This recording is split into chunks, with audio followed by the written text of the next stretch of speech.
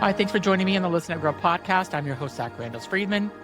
This is your LGBTQ plus news for Friday, May 22nd. We're covering a disturbing arrest that has rocked the conversion therapy world, the passing of a political trailblazer, major funding news out of the UK, a star-studded awards announcement, and so much more. Let's get into it with Alan Chambers arrested. We begin with breaking news that is deeply disturbing and for many in our community also deeply unsurprising. Alan Manning Chambers, the former president of Exodus International, once the largest and most well-known so-called ex-gay ministry in the United States, has been arrested in Orlando and charged with soliciting sex from a minor. According to Orange County court documents, Chambers was arrested by Orlando police and charged with solicitation of a minor via computer, sending harmful material to a minor, and illegal use of a two-way communication device. Here's what investigators say happened. A detective posed as a 14-year-old boy on Snapchat and was contacted by somebody identifying himself as a 50-year-old man named John David. According to local television reporting, the conversation eventually moved to Telegram and text messages and continued for several months. Investigators say the linked phone number, Telegram account, and Snapchat profile were used by John David back to Chambers. Police say Chambers told them he believed he was speaking with someone who was 14, but then refused to answer further questions.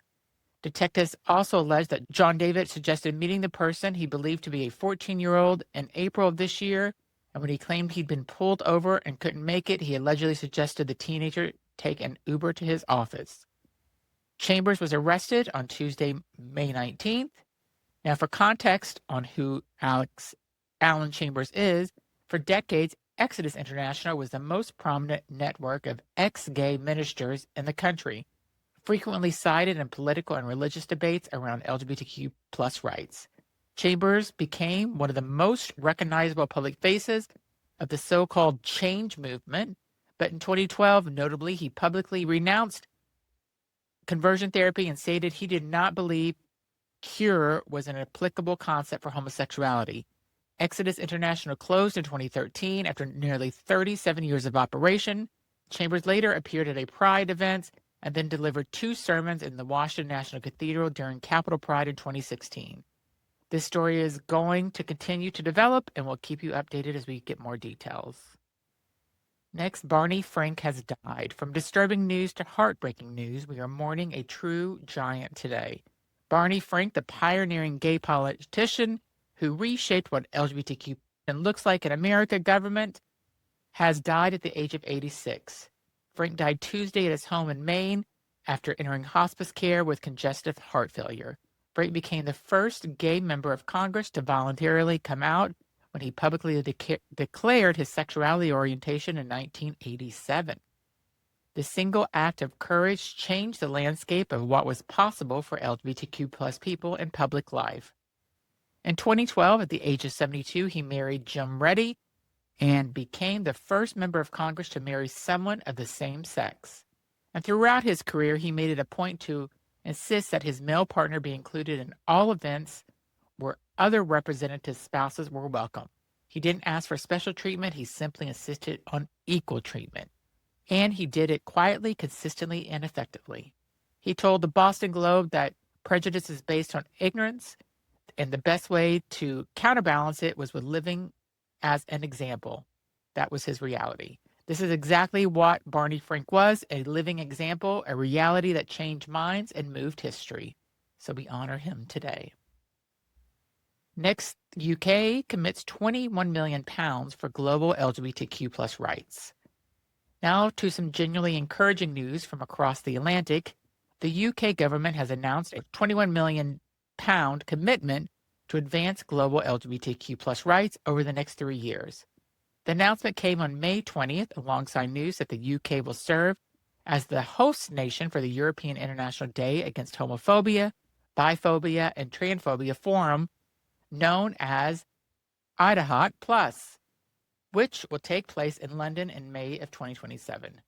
The funding, which spans from 2026 to 2029, includes a £19.5 million in official development assistance and a £1.5 million and additional funding. According to the UK government, the money is designed to address the root cause of violence, persecution, and exclusion faced by LGBTQ plus people globally, and aligns with the UK's strategic framework on international LGBTQ plus rights. Foreign, Commonwealth, and Development Office Minister Chris Elmore said that the investment reaffirms the UK's commitment to defending the rights and freedoms of all people, including those who are LGBTQ plus. The program aims to establish human rights compliant legal framework and support resilient local movements around the world so that LGBTQ people everywhere can live lives that they are equal, safe, and free. A meaningful commitment and a meaningful moment, especially right now.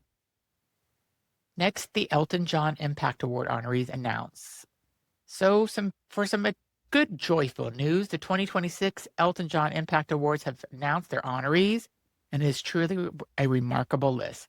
Chappell Roan, Orville Peck, Melissa Etheridge, Jonathan Bailey, Laverne Cox, and tennis legend Billie Jean King will all be celebrated at this year's ceremony.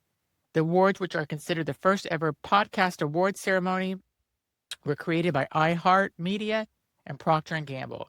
They will be hosted by Billy Porter and Elvis Duran and will launch on June 1st as a podcast series on the iHeartRadio app and other streaming platforms, alongside an audio special airing across iHeart Pride stations. The Elton John Impact Awards celebrate trailblazing LGBTQ plus community members and prominent allies. We're also giving back to the organization, including GLAAD, the Trevor Project, SAGE, and the National Black Justice Coalition, and others. And a little context on the history here.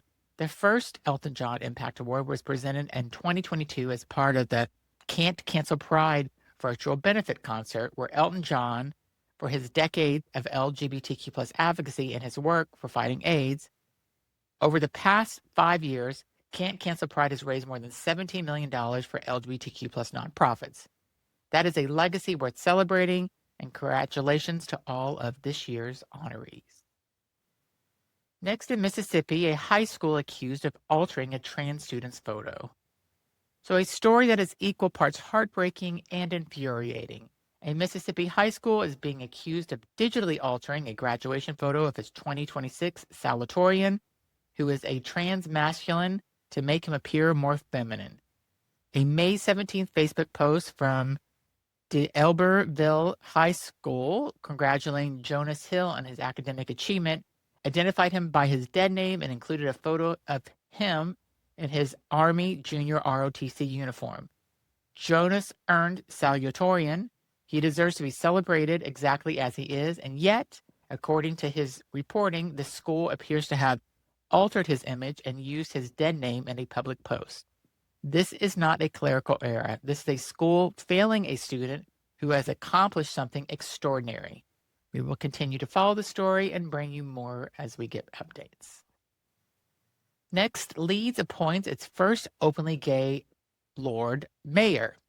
Now a genuine historic milestone from Leeds, England, Councillor Stephen Holroyd has been confirmed as 132nd Lord Mayor of Leeds, with his partner Simon Maples serving as Lord Mayor's consort for the 2026 to 2027 civic year. They are the first openly gay Lord Mayor and Lord Mayor's consort in the city's history. The appointment comes during the 400th year anniversary of Leeds receiving its royal charter, making it all more significant. Holroyd was born and raised in Wakefield and moved to Leeds in 2014 and was elected to represent the Ardsley and Robin Hood ward in 2023. His partner Simon was born and raised in Leeds and manages an established LGBTQ plus venue in the city center. Holroyd said that he is looking forward to getting out into the communities, meeting people, and celebrating both differences and common ground. He selected Yorkshire's MES MAC and St. Gemma's Hospice as his charities for the year. History is made, and congratulations to them both. And now Don Lemon on Black MAGA and gay Republicans. Don Lemon has some thoughts, and he is not holding back. On his self-entitled YouTube show, the Emmy Award-winning journalist questioned how gay people can be part of a political party, in his words, that don't believe they deserve the same rights as other Americans. And he went further, addressing Black voters who supported the orange convicted felon in 2024. Lemon said he cannot understand how anyone could be Black and support MAGA right now, given what happened with voting rights in this country. He said the phrase self-hating. He also used the word naive, and for those he has been gentler with, pick me. For context, the orange convicted felon won approximately 20% of the Black vote in the 2024 election, more than double his share from 2020. Post-election analysis suggested he won backing up to 25% of Black men. Don Lemon is saying what a lot of people are thinking. Whether you agree, whether it's framing or not, these are conversations our community needs to have openly and honestly. And I agree with Don. I don't get how you can be gay or Black and vote for, and be MAGA and vote for a Republican. I just don't get it. And now Vermont senator compares trans identity to bestiality. So a story that reminds us to name something clearly for what it is. A Vermont Republican state senator compared identity to bestiality on the Senate floor this month. Senator Stephen Heffernan, who represents Addison and was elected in 2024, made these remarks on May 15th during a debate on the House Bill 578, an animal cruelty bill. Heffernan, apparently unable to engage with the actual legislation in good faith, used the floor time to suggest hypothetically that if someone identified as an animal, Vermont's new gender identity protections might somehow shield them from prosecution for abusing that animal. He said it out loud, on the record. In the Vermont State Senate, the Democratic lawmaker who introduced the legislation, Senator Tanya Vohasky, responded by simply explaining that the bill actually says that it criminalizes specific physical acts between a person and an animal, full stop. She didn't take the bait, she answered the question and moved on. After that, Tanya made it clear that Heffernan knew exactly what he was doing. She said he was using the same dehumanizing playbook that has been used against LGBTQ plus people for generations, and false and ugly suggestion that queer and trans identity is synonymous with deviance and harm. She is right. That is not confusion. It's not curiosity. It's a deliberate tactic, and we name it as such. Thank you, Tanya, for sticking up for us. And that is your news for today for Friday, March 22nd. Thank you for listening to Listen Up Girl podcast. Today was a heavy one filled with news. We started with an arrest that many in our community have complicated feelings about, and the fall of someone who caused enormous harm under the banner of religion. We said goodbye to Barney Frank, who gave us so much of himself to our country and to his community. And we covered a school that failed a student who deserved better. We also watched a sitting senator dehumanize trans people from the floor of his own chamber.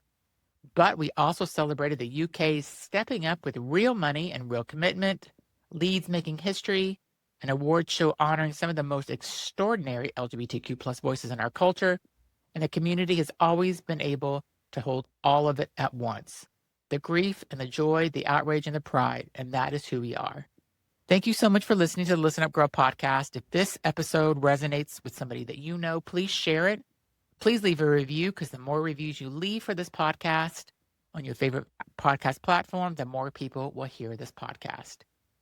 I hope you have a wonderful Memorial Day weekend if you're in the United States. I will be taking Saturday and Sunday off from doing the news, but I will be back on Monday with more news. Have a wonderful weekend. Thank you so much.